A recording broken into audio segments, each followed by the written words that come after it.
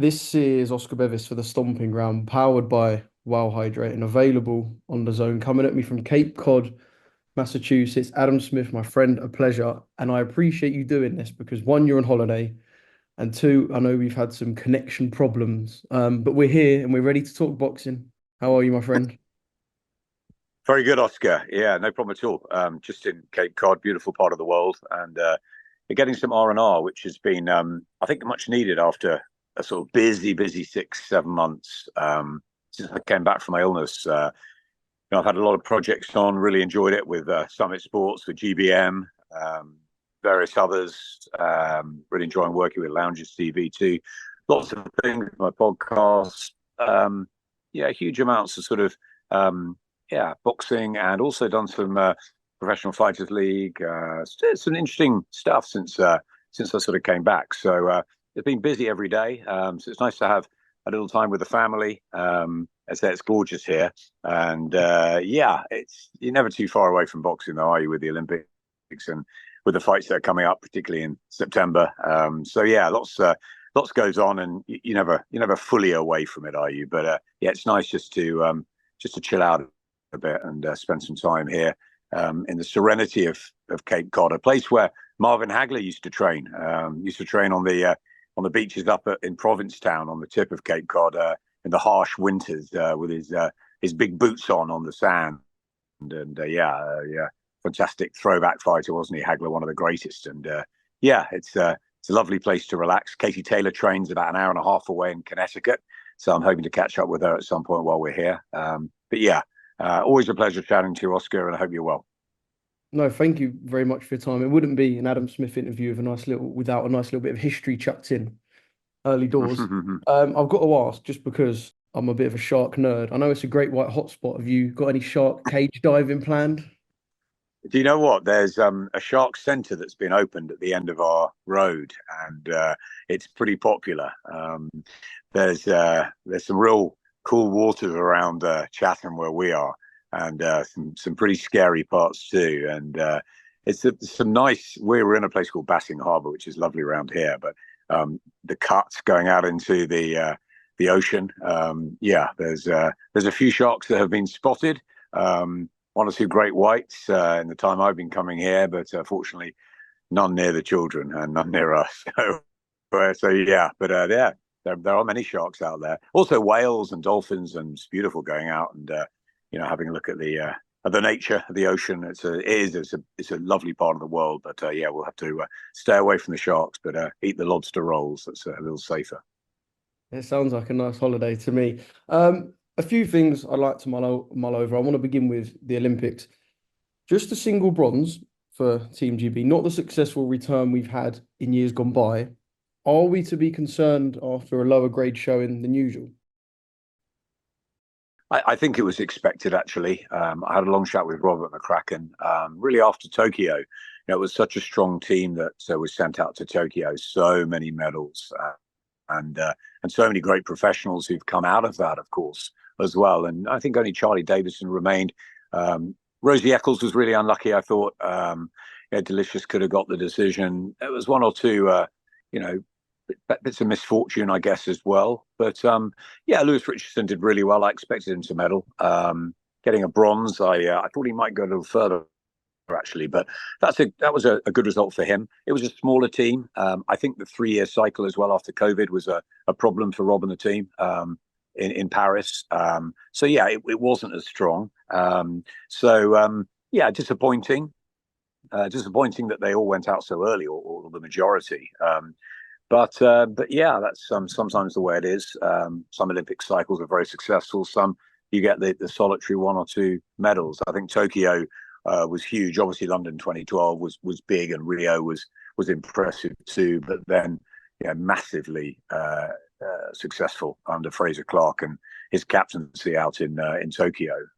And you see the development of some of those Olympians, the likes of Ben Whitaker, of Lauren Price, already a world champion, Caroline Dubois. They're special talents, and I think it was a really particularly strong group. So no, I don't think there's real disappointment. Yeah, I'd like one or two of them to have gone further, and of course we'd have liked a couple of medals maybe rather than just the solitary one. But I think Lewis Richardson did really well. And yeah, it was a strange Olympics, wasn't it? Kelly Harrington, for me, was that sort of the star that I was really hoping would come through again. Double Olympian, and I know Katie was really happy for her, and that was fantastic. I was in Ireland actually about 2 or 3 weeks ago when that was happening. So it was great. The whole country behind her, a little bit like they got behind Katie. I mean, no one will quite replica Katie Taylor, the queen of the Emerald Isle, but she did really well as well. So yeah, disappointing from Team GB in the medal stakes, but not in the preparation and the attempts and everyone's dreams. Unfortunately, one or two of them judges and yeah, a few misfortunes maybe, and some didn't perform. But I don't think it was as strong a team as Tokyo by a long way. And the results were the results. So I know Pat Brown's turning pro, and be interesting to see sort of who follows, what happens. And slightly disappointing, but it was good Olympics. My former scholar, I've got to get her in here, Imani Lancicot. I mentored her at Sky when I was there, and she got a silver medal in the 4x100 relay. So that was a particular highlight for me. But yeah, it was good games in Paris and onwards. Yeah, it was an enjoyable Olympics. And if we take Team GB out the equation for a second, it looks as if Los Angeles 2028 will go ahead without boxing at all for the first time in over a century. I know the decision can be revisited in 2025. How does that impact the sport going forward?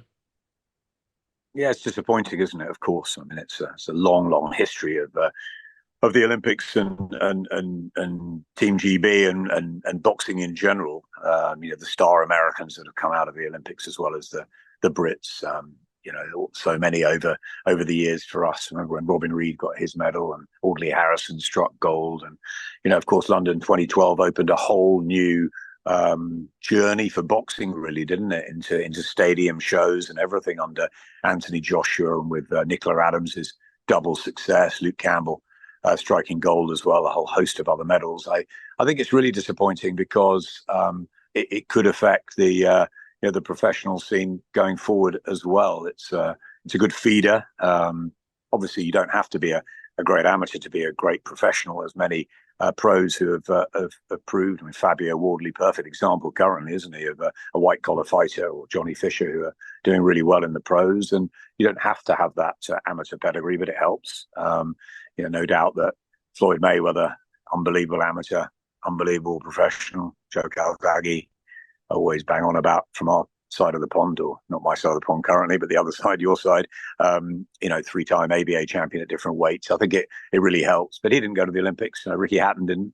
So yeah, it's not the end of things if it doesn't happen. But it's really, really sad.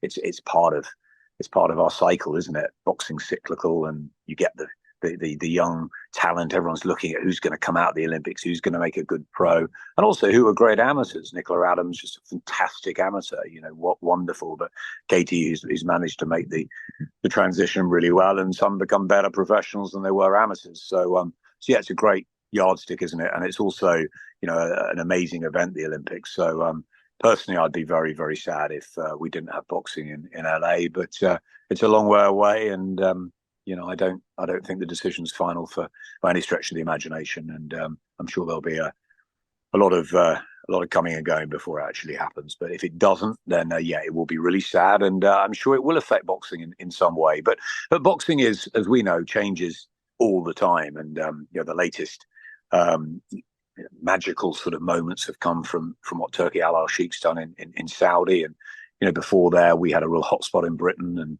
before that it was America and Germany with the Klitschko. So there's always changing elements to boxing, which is one of the reasons we're so fascinated about it, and it's so unpredictable. But it will be disappointing if we don't have Team GB and global boxing in the Olympics in LA. But from our point of view in Britain, yeah, it'll be a real shame. Well, if the decision is overturned, how do you fancy Jake Paul's medal chances now he's put himself forward for Team USA in 2028? I mean, he'd be a great captain, wouldn't he? Let's be honest. Jake Paul is he's full of personality. I reckon he would rally a team up. Whether he would be brilliant, lesser ability of the team, undoubtedly, but I'm sure he would rally Team USA up quite well, actually. Of course he would. I mean, you got to love the Paul brothers, whatever we think of them. In boxing terms, Jake's done really well. Logan is a personal favourite of mine. I really enjoyed working with him when he fought KSI all those years ago, and I just think the two of them are adventurers, and their personalities, and they're charismatic, and they're always trying to do something different, which is appealing. Do we like the Mike Tyson fight?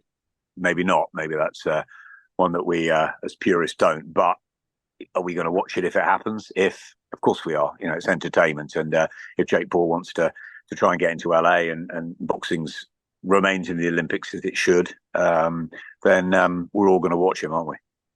Yeah, that is true. You're right, and I guess that is the appeal of Jake Paul. Whatever he does, there'll always be eyes. You mentioned Riyadh season. I want to skip quickly onto that. I was in Los Angeles, funnily enough, for Terence Crawford versus Israel Madrimov. Would it be fair to call, before we talk about the fight, would it be fair to call Riyadh season's first US venture a big moment in the recent history of boxing? Or is that a little bit too far? Kind of the I think first it's venture outside of Riyadh? Yes, definitely, and obviously Wembley to follow. Huge statements from Turkey and his team. But I think the whole sort of last year and a half, that's what's changed boxing, and given us these fantasy fights that have become reality. Given the young kids and some of the older warriors the chance to make huge money, and give us the fans the fights that we really want to see, and that it may never have happened, or certainly would have taken a long time to happen. So I think it's the whole movement from what's happened with Saudi, but the fact that it's not just in Riyadh, and that they've been very intelligent and take it globally, starting in America. And yeah, it was a fantastic night. I was actually in Barnsley with Callum Simpson, but I watched it all through the night. It was a long night, actually, but I watched everything, and it was a great show. It was a great success, and certainly from a boxing and trade point of view, we had some really great fights, some on paper, some in reality, but it was a fantastic lineup of the best fighting the best, which is great, or certainly at a level, fantastic, almost like 50-50 or 55-45 fights, which we at GBM, way down the sort of ladder, at a much more domestic level, are trying to put on. And I think that's what fans like. They want to see fights that you don't know who's going to win, or the best fighting the best, the elite. So I think it was a major success. I'm gutted I wasn't there in LA. I'm sure it was a great week. I heard fantastic things about the whole build-up.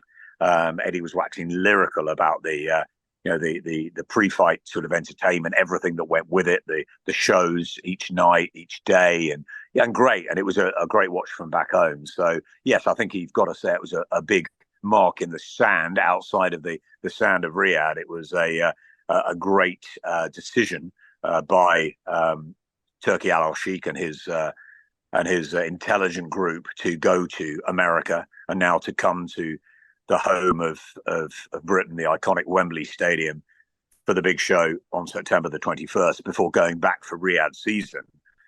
It shows it's become an annual global affair now. And, if we didn't believe in what was happening, well, we certainly do now, right around the world, with Top Rank and Golden Boy getting involved as well. So, yes, it was a pivotal moment in the movement, which is for the massive benefit of boxers and of fight fans.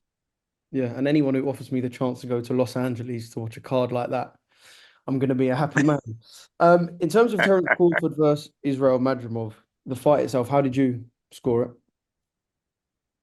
I thought Crawford won. I thought it was close. Madrimov was better than I thought he would be. I thought Crawford would probably stop him late, or win wider on points. Terence hadn't had many fights in the last 3 or 4 years. He's going up in weight, of course. Madrimov, very, very good fighter. And I think he almost utilized the experience, or gained so much from it, that he'll become a better fighter for it. So I did think the result was fair. I thought Crawford won it on points, but it was tight. And, I think that obviously Eddie's going to shout about it being his promoter, and Madrimov did extremely well. So I think it was a slightly under par performance by Crawford, slightly at his high standards. But hey, he's a 4-weight division world champion. He's pound for pound just under Alexander Usyk, and he's successful again. Then the talk of Canelo, of course, another complete fantasy fight and a massive gap in weights. And before you thought, well, yes, come on, if Turkey can sprinkle his magic stardust on it, Canelo doesn't price himself out, which maybe he has, it could be made. And then you thought during that fight, well, is it a bridge too far for Terence Crawford, or is it right? We all still want to see fantasy fights, don't we? But yeah, Crawford won it. Will he go on to fight Canelo? Who knows? But he's still one of the pound for pound greats and a wonderful technician, beautiful fighter to watch. And I enjoyed it. It was more of a chess match, and I thought a lot of the fights were a little bit like that. They were very, very much purist fights. Apart from maybe Bakole's performance, really sort of analysing the movements. And, Crawford, for me, just a little bit, just won it down the stretch. Yeah, well, a lot of the guys I spoke to ringside, Mike Coppinger, Dan Raphael, said that fight or that show from Terence Crawford perhaps put them off the Canelo Alvarez fight a touch. Obviously, still a fight there will be major interest in. But before we talk about Canelo and what's gone on between him and Turkey, if it isn't Canelo Alvarez, is there anyone that stands out that you really want to see Terence Crawford? For me, I'm thinking perhaps Virgil Ortiz or Tio Lopez. Don't know if there's anyone that sits in your mind that you're like, that's the one or the two for me. Yeah, Virgil Ortiz, I adore Virgil Ortiz. It was quite close, his fight the other night, but I think that'll be a really, really interesting fight. He's technically very sound. It's very hard. But yeah, look, Terence could fight anybody, couldn't he? Really, you got to take into consideration what stage he's at now. He's back end of his 30s. He's proved himself from all those years ago when he came over to fight Ricky Burns. I mean, I don't know if Oscar, how old you were at the time, but it was a moment where I thought I didn't really know a lot about Crawford. I'd heard a lot, from sort of boxing spies and how technically good he was, but people weren't expecting him to completely dominate Ricky Burns the way he did. And then even that was like, could he then go on and do what he's done? It's incredible what he's achieved. And I think up to the Madrimov fight, wasn't there 11 knockouts in a row, something like that, and all at pretty elite level. Especially someone like Errol Spence. And I don't think he's got much to prove, really. Full-weight world champion. I'd love to see him fight on for the next maybe 12, 16 months. But I like fighters going out on top. And, Terence maybe looked back at that fight with Madrimov and thought, hey, it's a little bit closer than I expected. So, there's probably 2, 3, 4, maybe more in him if he wants them. But that's up to Terence Crawford and his team. He's made his money. He's entertained us over the years. We all want, as fans, the fighters to continue to give us these great moments. But they've also got to choose the right time. I remember when Roy Jones went up and fought John Ruiz, and everyone was like, absolutely mad. How could he do that?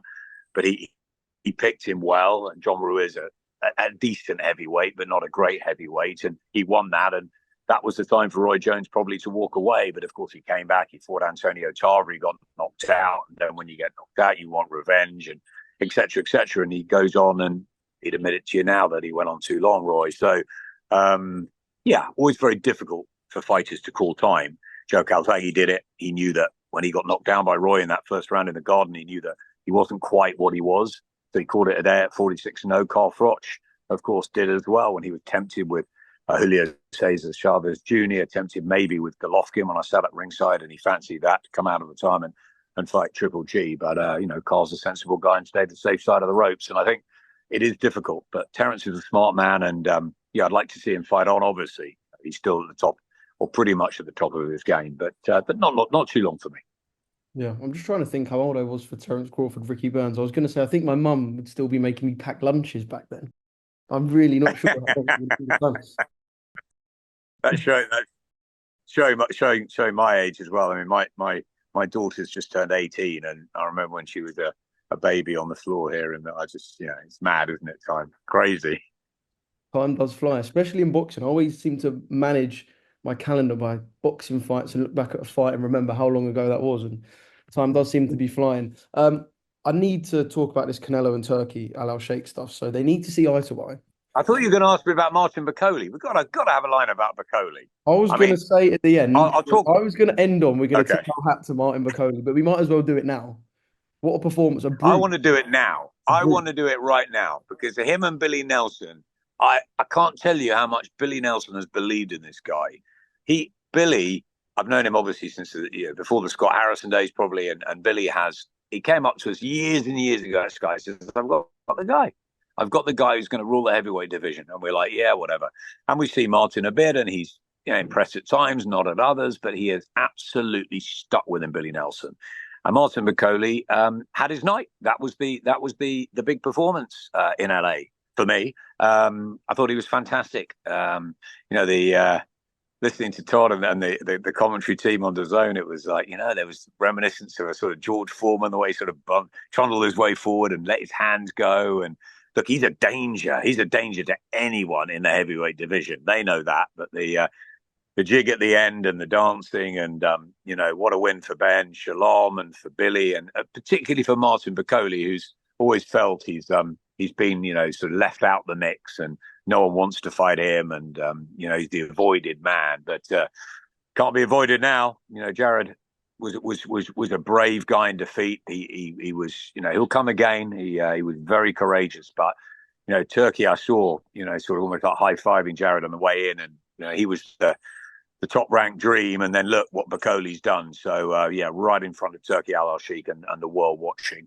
Brilliant, and it'd be fantastic now to have him right in the mix. So, Martin Bakole was the star of the night for me in LA. But, getting back to Canelo and Turki, wow. Well, most people have been, very, very, very, very pleasant, obviously, to Turki Alalshikh what he's doing, and it's been obviously a great relationship that these fighters have had. You've seen Hamza Shiraz become an ambassador. You've seen AJ and Tyson and Alexander all having wonderful relationships. But he's gone in hard, hasn't he, on Canelo?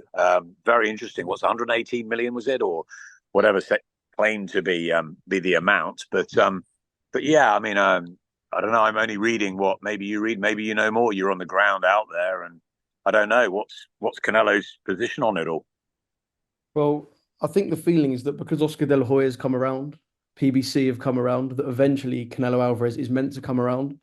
But the last 2 weeks have seen someone who, I guess, is not just stubborn in negotiation, but just knows his worth. And his worth is pretty excessive, but you've got a man with excessive amounts of money. So I think it will work. I hope it will work. What do you think Turki's thinking? I think he'll be, I don't want to use the word annoyed, but I think he will be quite frustrated because he seems to have had things his own way. And when you can throw and flush that sort of money, I guess you're going to get things your own way. There must be a bit of frustration because out of all the names you want to pull, I guess Tyson Fury and Alexander Usyk was the one to make. Tyson Fury, Anthony Joshua will be the one to make. But Canelo Alvarez is the name you want under your banner. Everyone knows that. Eddie has said that in the past. That's the name you want. But isn't it quite good? Turki's a boxing fan and he's an intelligent man, obviously. Isn't it quite good? He's got a little bit of a challenge now. I think that everything is beautiful. Let's have this, and we'll make these fights, and everything comes together sweetly. Well, boxing has never worked quite like that. So he's got a guy that says, "Okay, come on, then. You really want me? Come on, let's go." I'm Canelo Alvarez. We all want to see Canelo. It'd be very, very interesting to see what happens over the coming weeks. But I'm sure something will arise, and I'm sure it will all end up happily. I mean, Canelo's been bouncing around, hasn't he, for most of his career? And he's you're right. He certainly does know his worth, and he's a superstar. And he brings with him, of course, the Hispanic, the Mexican audience, and we haven't gone there yet. LA's on the sort of the West Coast, on the border, but. If Turkey wants, worldwide domination, if the Saudi Pro League's going to happen, et cetera, then he wants the biggest star in Mexico, not maybe even in boxing. Canelo, or certainly up there as one of them. It'd be very interesting to see how the game of chess continues. I'm sure there'll be a couple more meetings, and maybe we'll just get the two of them in a room to sort it out. Yeah, I'm sure once they sit down face to face, things might be perhaps a little bit different. But we need it in the media. You said that everything's been quite easy so far with Turkey and Riyadh season. We used to cover the Frank Warren versus Eddie Hearn beef. I know we got a little bit between Frank Smith and Ben Shalom. We've needed two people to butt heads a little bit because everyone's too nice. I need some headbutting. And it seems like You're looking for it, Oscar. You're looking for it, of course. Of course. It's a nice world. It's a sweet factory at the moment. Eddie, I'm quite enjoying working with Frank and George, and you get all this, you think, hang on a minute. Everyone's loving everybody. it will change. Surely, it's got to change at some point. It's got to alter. There's a lot of egos. There's a lot of you know promoters out there, and they want the success for their business. But while Turkey wants what he wants, maybe a little bit of resistance is good. But they've worked very hard as well. The Saudis very very hard to put on these big shows as well. It's not just money that's just thrown everywhere. I know they diligently work at absolutely sort of maximizing every bit of it. And I've really enjoyed my trips to Riyadh over the last year. I'm sure you have. You got to go to LA, lucky boy. And looking forward to Wembley and hopefully getting back out to Saudi, because I think the shows they put on are great. And as a fight fan, you want that. We want that in Britain too, and we're getting good fights in Britain. It was great, the atmosphere at Johnny Fisher a few weeks ago when I went. Obviously, the Chisora Joyce fight was terrific and really good.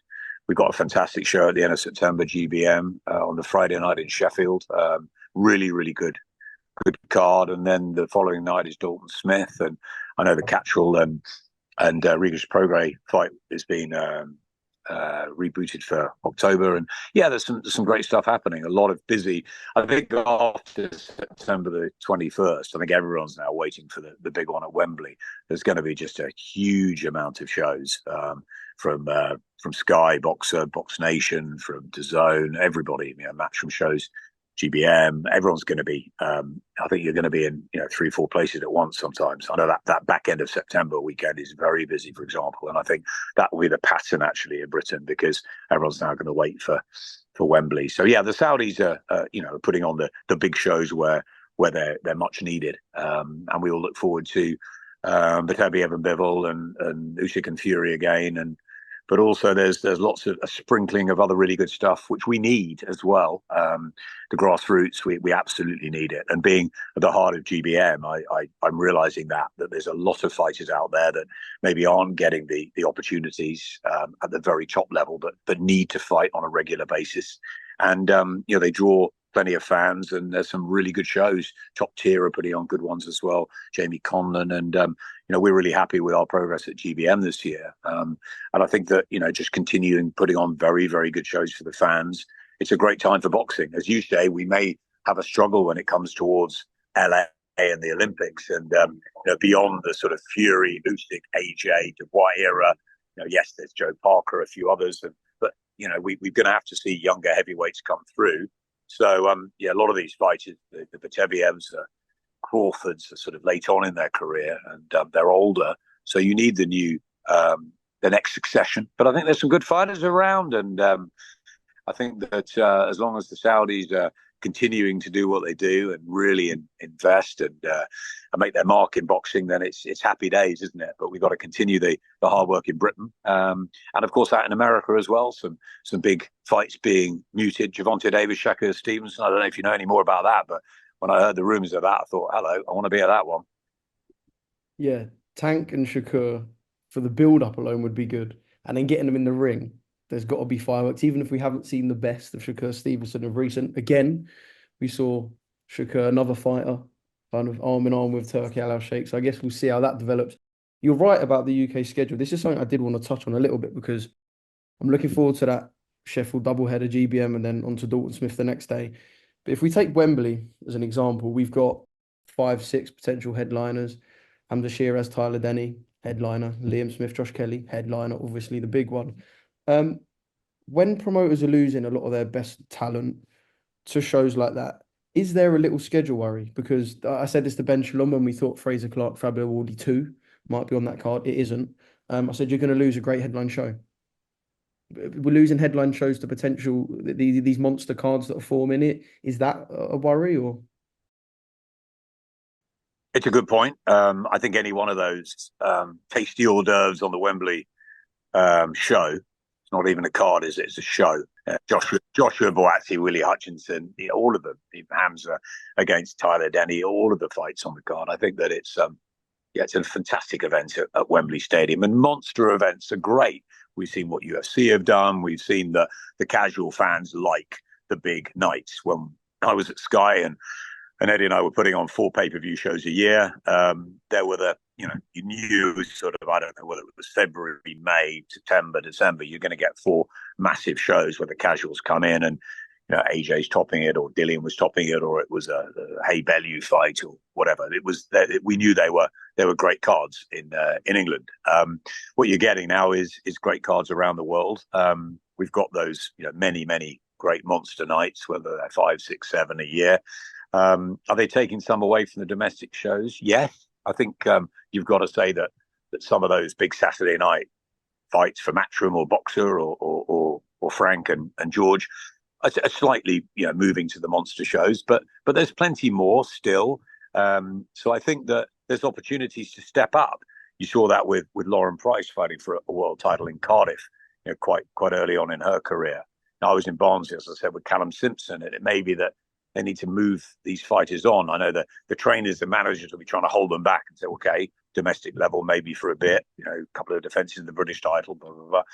But, they're going to want, Turkey will have seen the fans in Barnsley, maybe think, oh, hello, maybe get Callum Simpson onto a show. So it is going to be a bit of a tug of war, but I think the promoters have got to stay strong here. Eddie and Frank and George and Ben, Calla, all the big promoters have got to say, hey, we've got to have, once in a while, once every month maybe, or once every 6 weeks, we've got to have a big show in Britain as well. We saw that with Catchall Taylor too, and we're going to get Catchall Prograis, or we saw that with Chisora Joyce with the Birmingham card with Chantel on as well. You've seen there's good shows, and as I said, at our level at GBM, we want to be knocking on the door for those monster shows. As I said to Izzy, there's Ben, Calla, they're all up there. You want to be up there next year, but you've got to have a fighter that Turkey's interested in, someone who'll come in.